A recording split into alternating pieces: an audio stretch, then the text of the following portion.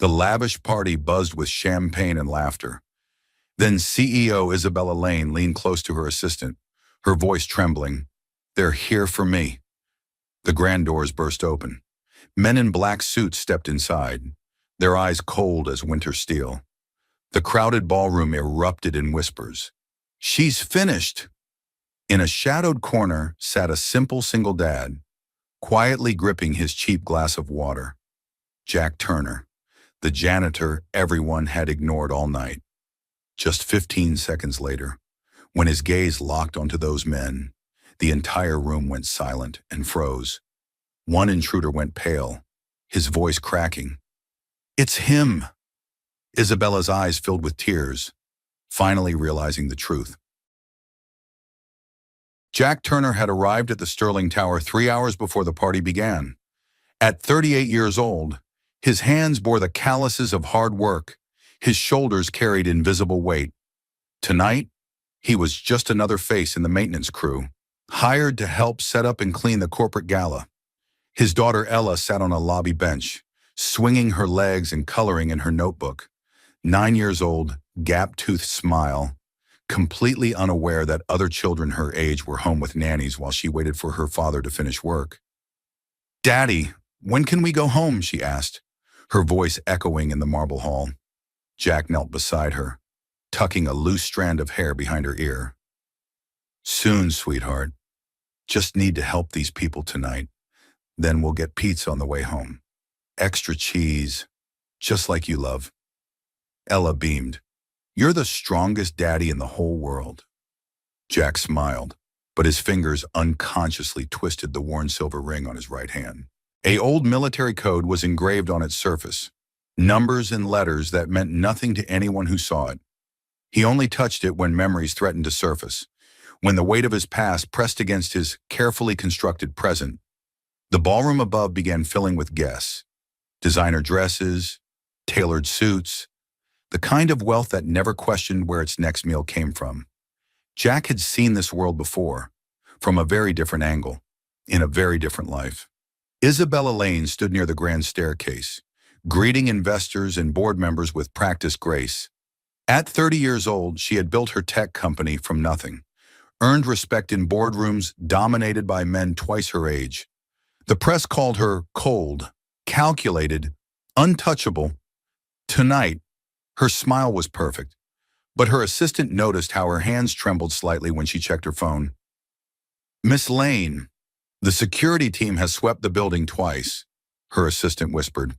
Isabella nodded, but her eyes kept scanning the crowd. For 3 weeks, anonymous threats had arrived at her office. Messages that knew too much about her movements, her schedule, her vulnerabilities. The police had found nothing. Private security had found nothing. And tonight, something felt wrong. Jack carried boxes of champagne glasses through the service entrance, invisible to the glittering crowd above. That's how he preferred it. Invisible. Unremarkable. Just another working man trying to provide for his daughter. But as he set down the last box, his eyes caught something. 3 men entering through the main doors, their movements too precise, their eyes too cold. They wore expensive suits, but Jack recognized the walk. Military training, combat experience, predators in a room full of prey. His hand went to the silver ring again, twisting it slowly. Ella appeared at his elbow. "Daddy, can I have some juice?" "Stay right here, okay?" Jack's voice had changed, just slightly. Ella didn't notice, but if anyone from his former life had been listening, they would have recognized the shift, from father to something else entirely. The party above swelled with music and laughter. Isabella Lane moved through the crowd, playing her role perfectly, unaware that in 15 minutes, everything would change. Unaware that the janitor she had passed twice without seeing would become the only thing standing between her and the men who had come to collect. Jack watched from the shadows, his jaw set, his mind already calculating distances, exits, angles. The ring on his finger caught the light. Some men retire from war, others just learn to hide it better. The party reached its peak as the executive vice president clinked his glass for toast. Jack had moved upstairs now, quietly collecting empty glasses from the high-top tables scattered around the ballroom's perimeter. He kept Ella close, letting her sit in an alcove near the service door where she could watch the pretty dresses and twinkling lights. "Daddy, everyone looks like princes and princesses," Ella whispered, her eyes wide with wonder. Jack smiled softly. "They're just people, sweetheart, same as us." But the people at this party didn't see it that way. Marcus Wellington, a hedge fund manager worth more than most small countries, stumbled slightly as he reached for another scotch from a passing tray. His eyes were glassy, his movements loose with expensive alcohol. He didn't see Jack standing beside the table, didn't care that someone was there at all. The glass slipped from Marcus's hand, amber liquid splashing across the white tablecloth. He turned, focusing bleary eyes on Jack. "You! Clean this up. That's what we pay you people for, isn't it?" Jack reached for a service towel, saying nothing. "I said clean it up." Marcus's voice rose, drawing attention from nearby guests. He grabbed his fresh drink and with deliberate cruelty, poured it directly onto Jack's shoulder. "There. Now you've got more to clean." "Janitor." Laughter rippled through the crowd. Not kind laughter. The kind that comes from people who have never worried about money, never wondered if they could afford their child's next meal. Ella watched from her alcove, her small hands gripping her coloring book. "Daddy?" Jack stood perfectly still, the liquid dripping down his shirt. He slowly reached up, wiped his shoulder with the towel, and then knelt down to clean the spilled drink from the floor.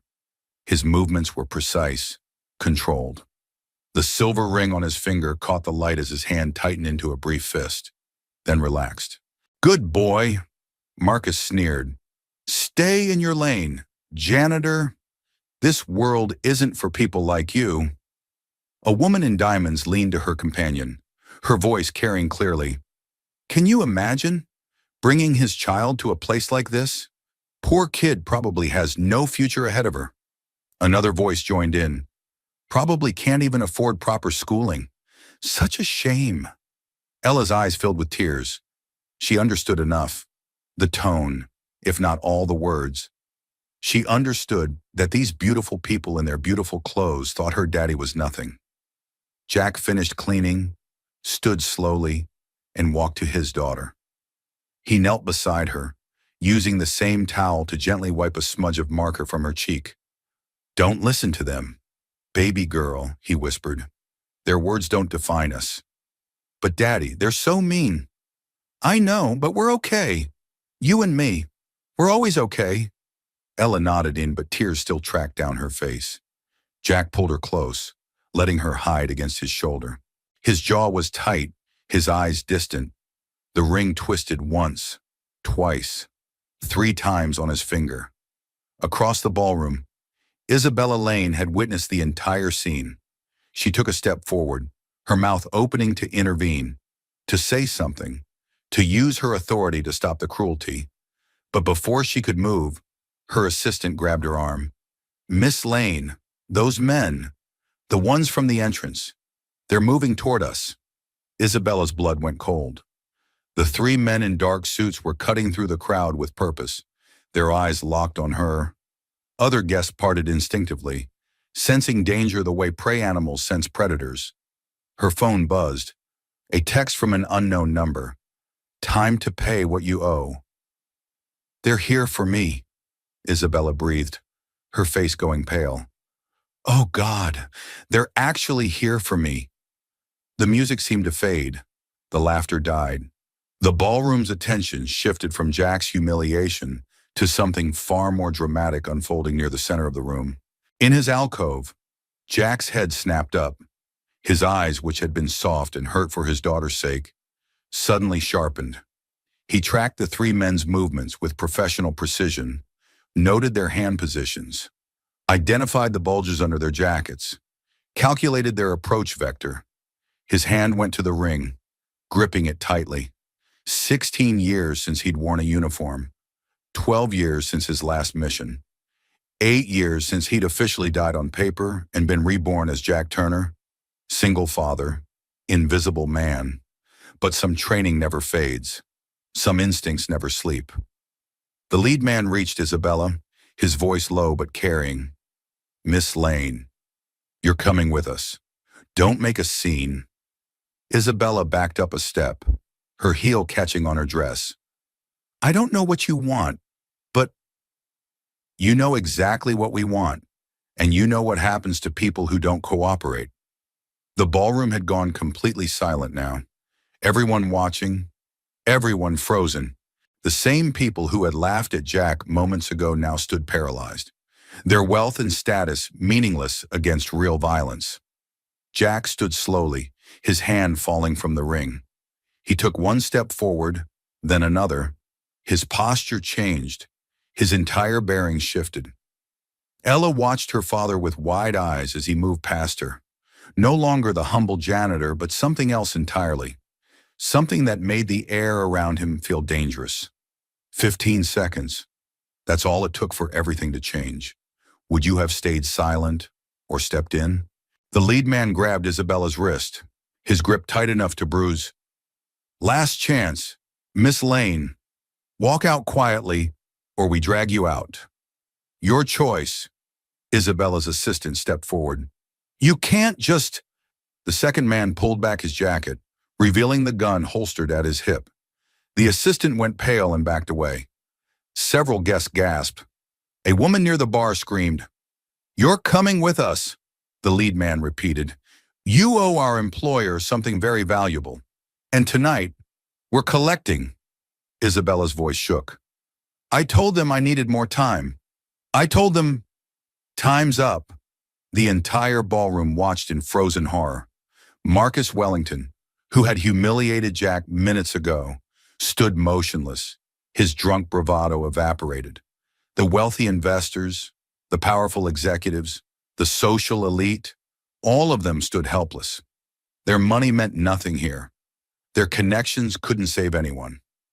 Jack Turner walked forward into the center of the ballroom. His steps were quiet but purposeful, every movement precise. The cheap work shirt he wore suddenly seemed irrelevant.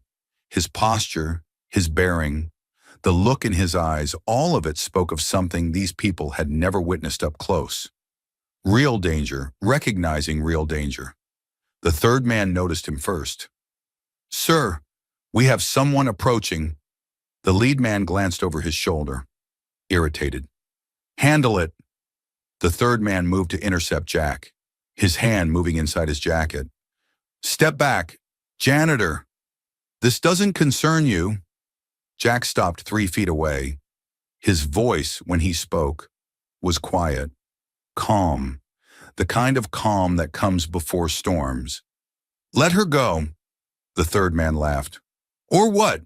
You'll mop me to death?" But the second man had gone very still, his eyes locked on Jack's face, traveling down to the silver ring on his right hand. His face drained of color. "Wait," the second man whispered. "Wait. Stop." The lead man tightened his grip on Isabella. "I said handle it." No, you don't understand." The second man's voice cracked. "Look at his ring. Look at his face." The lead man turned fully now, studying Jack for the first time. His eyes narrowed, then widened. Recognition dawned slowly, like watching ice crack.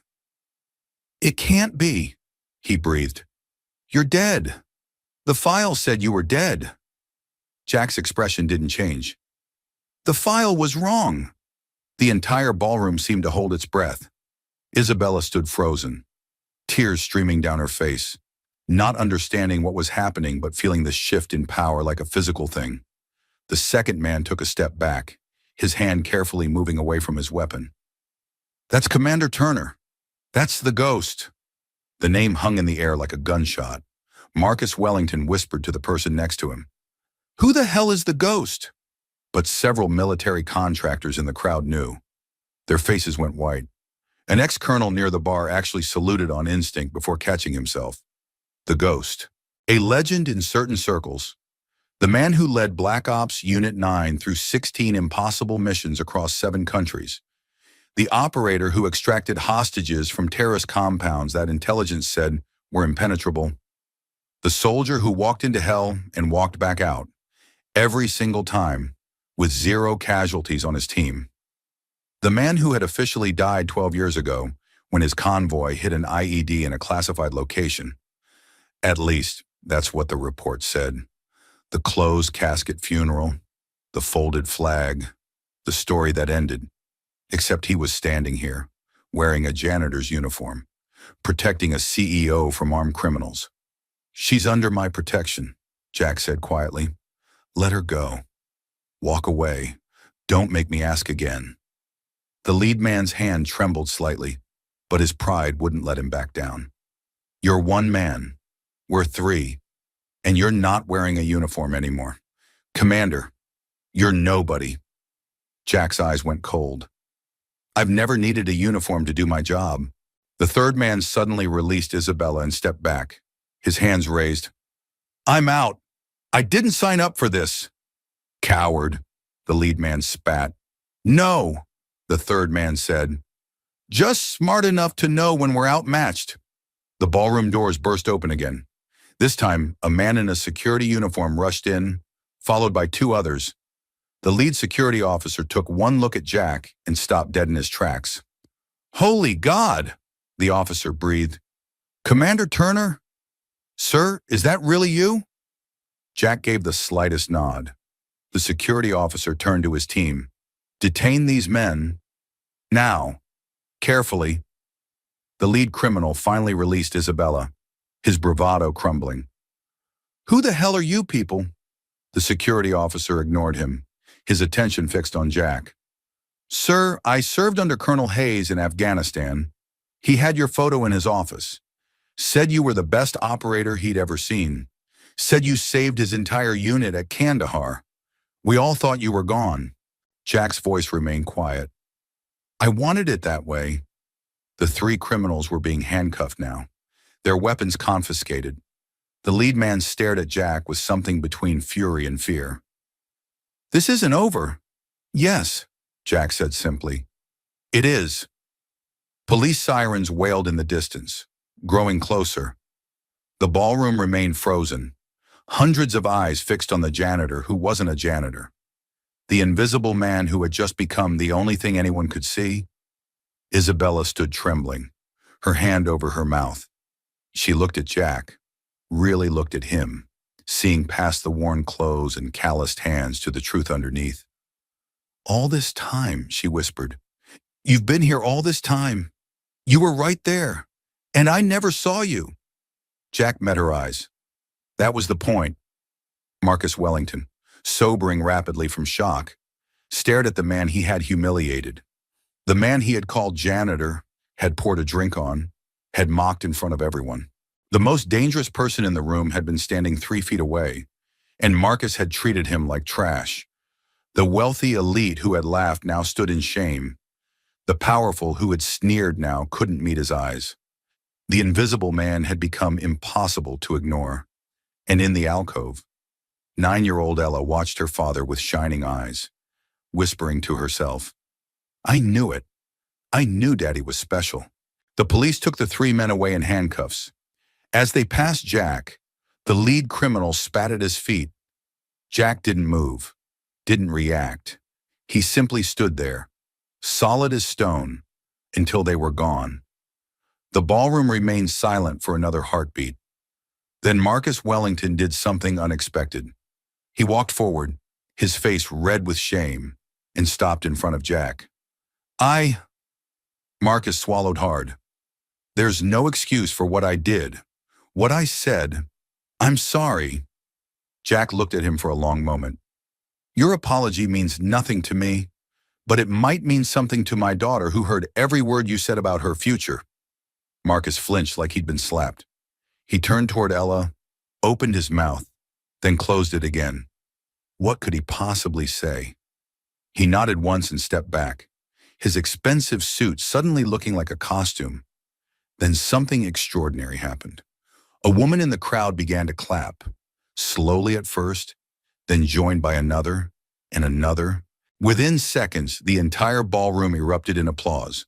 Not the polite golf clap of corporate events, but genuine, thunderous appreciation. People stood. The ex-colonel who had almost saluted earlier now did so properly, tears streaming down his weathered face. Other veterans in the crowd followed suit. Isabella's assistant started crying openly. Even the waitstaff, Jack's fellow workers, stood taller with pride. "3 cheers for Commander Turner," someone shouted. The cheers shook the chandeliers. Jack stood in the center of it all, looking uncomfortable. This wasn't what he wanted. He caught Isabella's eye and shook his head slightly. This attention, this recognition, it went against everything he'd built for 12 years. But Isabella understood something else. She stepped forward and raised her hands for quiet. The crowd gradually settled. "Ladies and gentlemen," Isabella said, her voice steady now despite the tears on her cheeks. "This man saved my life tonight. But more than that, he showed us something we desperately needed to see. Real strength doesn't announce itself. Real courage doesn't need applause. And real heroes don't wear uniforms or titles. They wear whatever they need to wear to protect the people they love." She turned to Jack. "You hid who you were to give your daughter a normal life. To be a father instead of a headline, that's more honorable than any medal?" The security officer who had recognized Jack stepped forward. "Ma'am, if I may, Commander Turner didn't just save lives in combat. He saved souls. Men who served under him would walk through fire for him because he walked through fire for them first. Every single time." More applause, but Jack was already moving. He walked through the crowd toward the alcove where Ella waited. The guests parted like water, their faces showing respect instead of contempt. The same people who had whispered cruel things about his daughter now looked ashamed. As Jack passed the table where he'd been humiliated, a server stopped him. One of the other cleaners, an older woman named Rosa, who had worked alongside him for months. "Mr. Jack," Rosa said softly, "thank you for showing them. Thank you for reminding us that we matter too." Jack squeezed her shoulder gently. "You always mattered. Rosa, their blindness doesn't change your worth." He reached Ella and knelt down. She threw her arms around his neck. "Daddy, you're a real hero, just like I always said." The party ended early. Guests departed in subdued groups, their conversations hushed and thoughtful. Many looked back at Jack as they left, seeing him clearly for the first time. Isabella waited until the ballroom had mostly cleared. Jack was helping the cleaning crew, because of course he was. Old habits, or maybe just his nature, regardless of who knew his past. She approached quietly. "Mr. Turner, Jack, can we talk?" Jack finished stacking chairs, then nodded.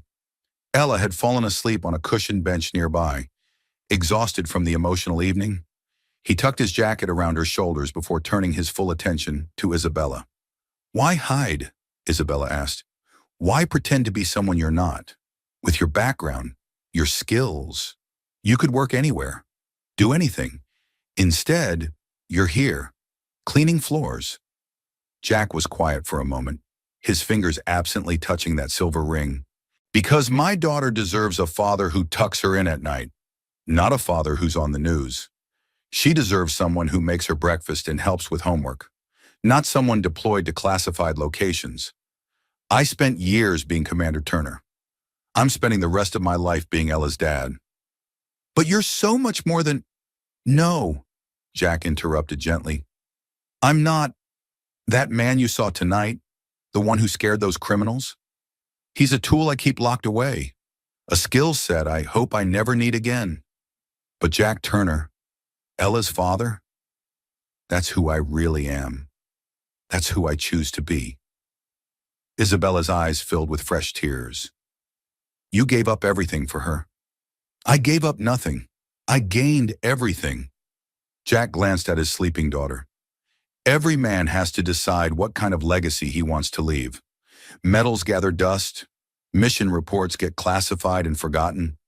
But a daughter who grows up knowing she was loved, protected, and valued, that's immortality. Isabella nodded slowly. The threats against me, they came from a business deal that went wrong.